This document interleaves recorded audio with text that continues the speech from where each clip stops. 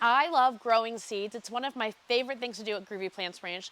We have a great selection right now. I'm going to show you how you can plant seeds at home, and I'm also going to show you how we plant them here at the ranch. I find it really gratifying to start with a teeny tiny seed that is in my hand. All seeds are different shapes and sizes. Here's a zinnia seed. You don't need any special equipment, just buy some seeds and you can plant them in little cups or containers, but we have these really great little containers here in the shop, and all you need to do is open them up, wet the soil pellets, they'll expand, and then you plant your seeds in them. Just want to let this sit. Keep soaking water up. These are really nice because they already have a hole in them, and because they're sort of this little pod, they'll stay damp for quite a bit longer, and then you can take this pod here and plant this right in the ground once there's a plant in it. So it's really a convenient way to get your garden plants started. And then you're just gonna take your seeds, put 2 to 3 per hole. It's not too early to start some of your plants from seed. It's a little early to maybe start your peppers and tomatoes right now, but now is when you need to come to our store to get the best variety out of our schoolhouse. This is when the seed banks, the seed sellers have the best selection, and then as we get closer to the actual growing season, they sell out of the most desired varieties, and then they won't have them again until next year. So now is the time to come and get your seeds. Save your seeds because they will last. These are cut and come again zinnia mixed, so you plant this and you'll get lots of nice cutting zinnias. They're my favorite cutting flower. They're nice and sturdy flowers, and they'll keep on reblooming. So once you have your pods wetted and planted, then you can put the dome on, and it clicks into place, and it's like a nice little greenhouse. So you're going to want to put this in a sunny window, somewhere that maybe gets a little bit of direct sun, but not too crazy hot, because you don't want it to dry out the pods before you can get them moistened again.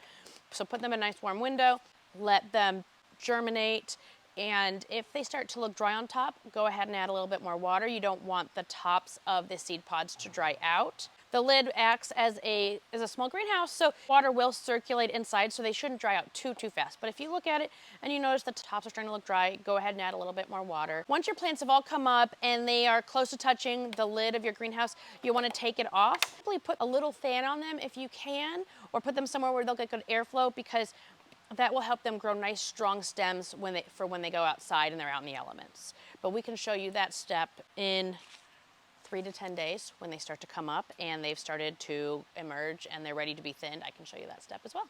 We sell several different kinds of seeds, different brands of seeds. This is Botanical Interest. They're one of our favorites. They're all natural, some of them are organic, and they have a lot of really great information on the seed packet. So it'll tell you, the name, what it looks like when it's a seedling. So 3 to 10 days to emerge. Not a lot of seed packs will tell you that, but it has been 12 days and you don't see anything. Maybe your seeds are not warm enough, or they're not damp enough, like they dried out. That doesn't mean they're not going to come up, but maybe check what you're doing. With the food crops, it'll tell you how many days to harvest as well. So it'll tell you that it's a 90-day harvest or a 70-day harvest, and so you'll know that once you start having a plant above ground, you'll have that many days until it starts to fruit. Seed tray. That's the straw flowers. Often when you're planting seeds, because seeds don't have 100% germination rate, you'll want to plant 2 to 3 seeds per cell, or this is like per plantable seed pod, and then you'll want to thin them. It really hurts to thin them. If you don't thin them, you'll have these plants that are fighting for root space and resources, and they're not going to get as strong or as tall, or probably fruit as well, flower as well later in the season. So I know it's painful because I hate doing it too.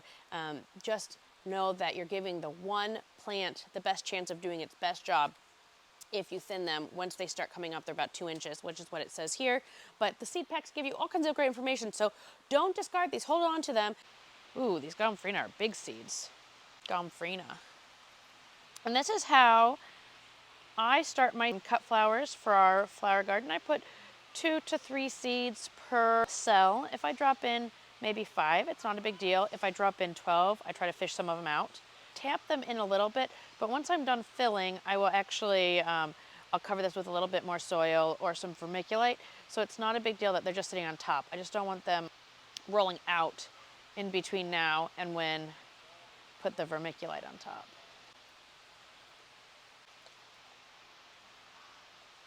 This helps keep your seeds moist, keep them covered before they germinate. Take this over here and water it.